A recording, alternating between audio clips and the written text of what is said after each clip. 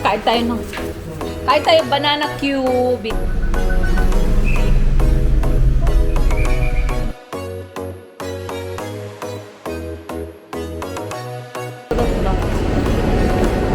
maganda rin yung design. Yung may kulay.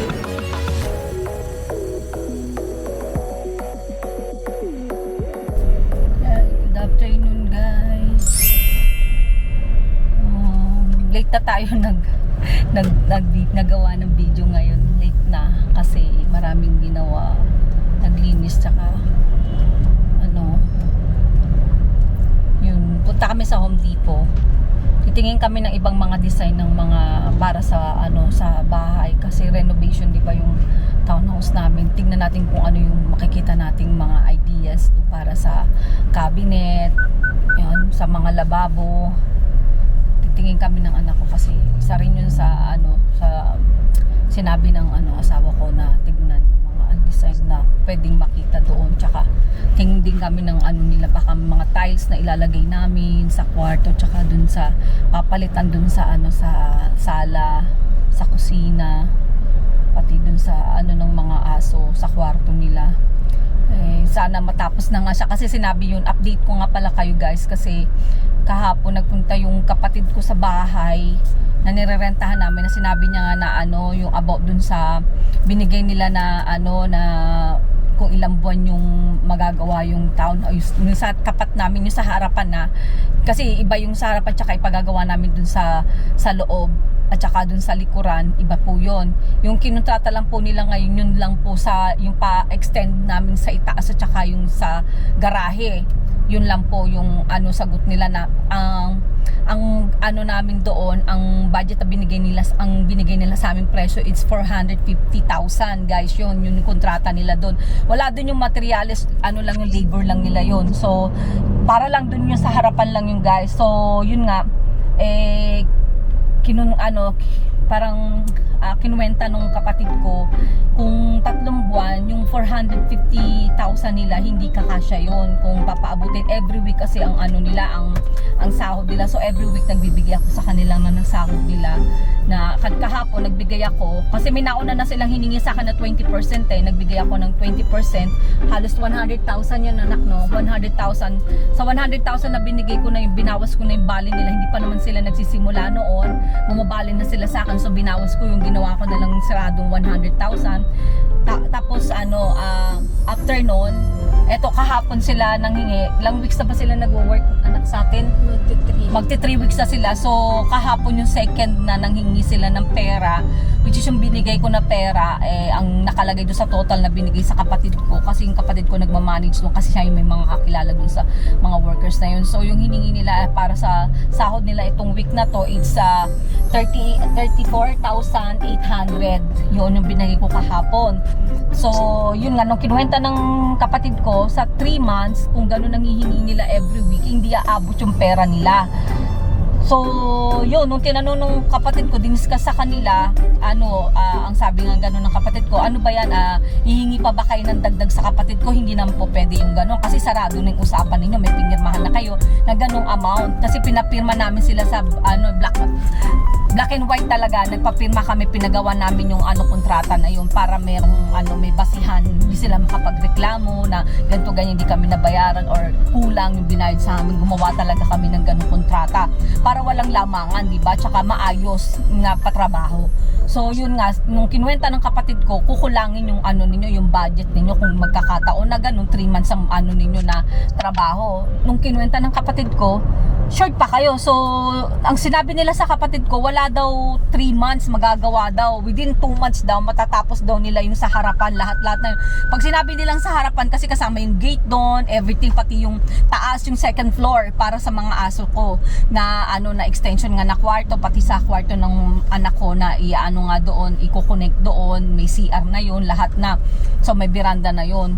In 2 months daw matatapos daw yun, kasi natagalan talaga sila doon sa buhos, naghukay sila, nagawa sila ng 6 na poste. Abang na yun para sa 3rd floor and sa 4th floor, yung rooftop. Ginawa na nila para just in case na magpagawa kami by I think mga 2 years ago, ang inaano namin, mga 2 years, after 2 years, hanggang siguro, after 2 years or 3 years, magpapagawa kami kasi nandito na kami ng asawa ko, yun ang plan namin. So, yun ang ano namin, nung sinabi nila yun, natuwa naman ako kasi, within 2 months, matatapos na yun. So, kung bibilangin mo yung 2 months, so, pupunta na sila, magagawa na nila yung sa loob na. Yung patatanggal ko yung, may dati kasing dun sa may ano namin bali sa may, malapit sa may hagdanan namin, merong lababo pa yun sa loob, yun yung luma yun na dating, nung ginawa yun, hindi na namin napabago yun kasi nung binili namin, nakaano na siya talaga, nakatayo na talaga siya na ganun. Hindi katulad nung ibang nakabili, nagawa pa nila yung gusto nila, kami hindi na. So ang sa amin, nagdagdag na lang kami. So yung tanggal ko yung maliit na babo kasi useless na rin naman yun, hindi namin na nagagamit yun. Gagawin namin, i-extend namin yung ng hagdanan na may parang may hallway siya. So yun, maraming mababago. Hopefully by December sana makalipat kami, dun kami magpasko. Tsaka yung plan nga namin na makapag-relax ba, punta ng maisama yung dalawang apo ko sa Disneyland, matuloy sana by December. Kahit December na lang umalis kami, okay lang. Para medyo malamig-lamig na rin yung panahon. Guys, dito na tayo sa Home Depot. Dito guys, lang kami ng parking namin guys.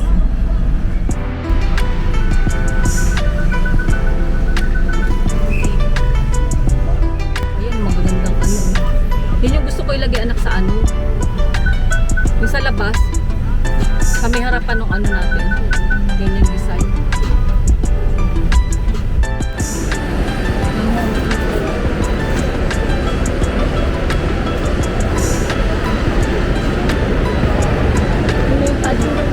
Yung ganyan set 15,000.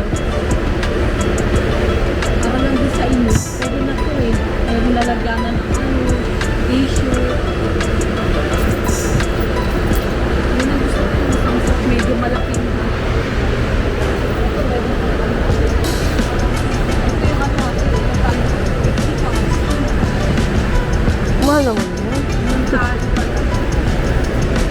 Napakamahal naman. Iba na kasi yung brand niya.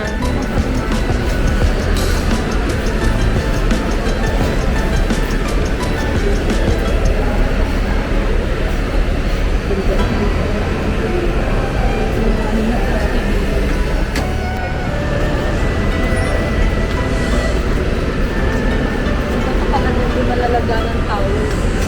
Nawa talagang may ganyan. Sa taas. Pwede ko. 16, mami, 16,000. Ito, okay na sana ito sa amin.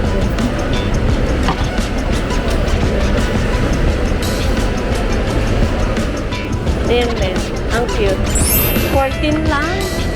Ano sa set na, no? Yeah. Ay, ito ibang Ay, yung gripo iba. So, ito lang siguro yun. Ano ito, 2,000? Yeah. Yung gripo. Ito, kasama na yan. Kasama sa kaya yan.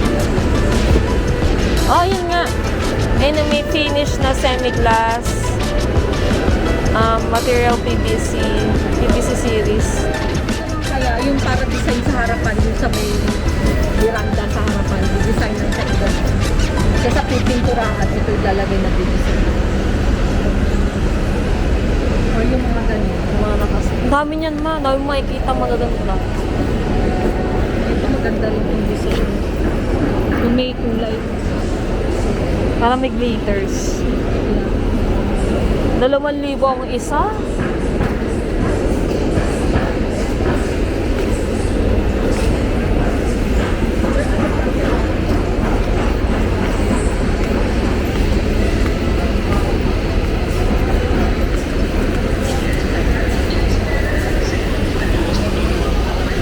Kunin natin, pakita natin dyan.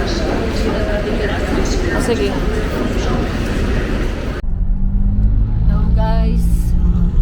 Yun, nagaling na kami sa Home Depot. Depot. Galing na kami. Maraming ang sila klaseng design ng sa CR, yung mga nila bowl nila, tsaka yung parang vanity ba, yung may salamin. Tapos yung mga tiles nila, marami silang klase ng tiles. Tapos ano pa ba, yun yung nakita ko, yung maraming tiles. Tsaka siguro doon na rin kami bibili ng para sa sa CR, yung vanity tsaka yung bowl na isang set na siya Tatawagan ko si esposo, wala. Bili tayo ng wow, sarap naman. Dalawa po nito, yan.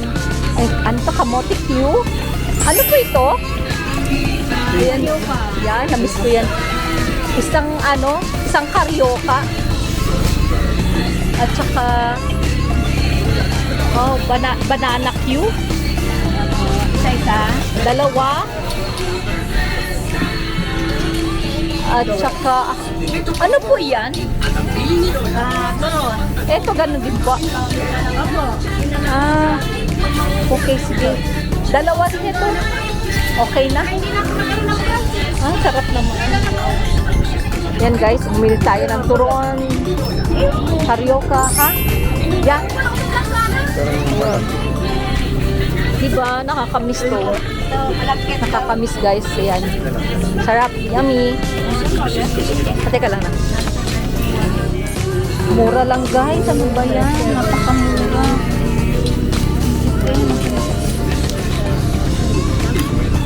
$150 guys. Lahat yun. Ayan. Diba? Grabe. Ang sarap. Diba? Nakamiss naman yan. Nakakamiss naman yung mga ganyan. Yan nahanap ko. Bayaran natin guys. 150 po lahat. Wow! 150 lang. Thank you. May merienda na tayo guys. Ito 150 lang guys. Diba? Nakakamiss. Yan naman ay bumili siya. Yan. Ano ito? Ladies ko. Okay. Gulay? Ate, ilang peraso? May bill tayo. Ayan, street food. Guys, street food tayo. Okay. Kain tayo banana Q. Binili namin. Nag-street food kami. Nag-street food kami. Ito, merong kamote Q. Nag-try mag-street food. Long time ngayon lang. Ngayon ko lang na-try guys. Yun. Yun, nakakuha kami ng free dun sa sa hardware. Isang martilyo tsaka padlock. Kasi mahal yung bilhin namin, malaki-laki presyo yung binayaran kanina sa materialis guys. Yun, nanghingi na naman kami ng ng free para sa sa 50,000 may ginastos namin. Nakuha namin martilyo tsaka padlock. Yun guys. End ko na yung yung vlog ko today.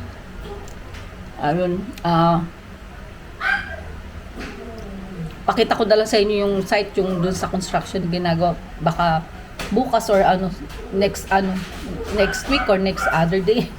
Basta pakita ko na lang sa inyo pag malapit ng pagkapapunta kami doon.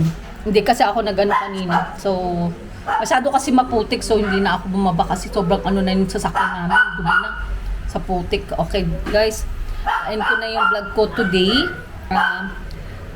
Please subscribe to my channel, Angel, and please share to your friend and to your family my channel.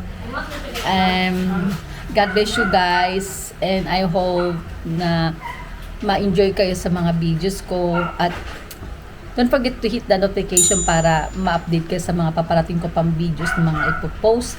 And God bless you guys. Thank you so much.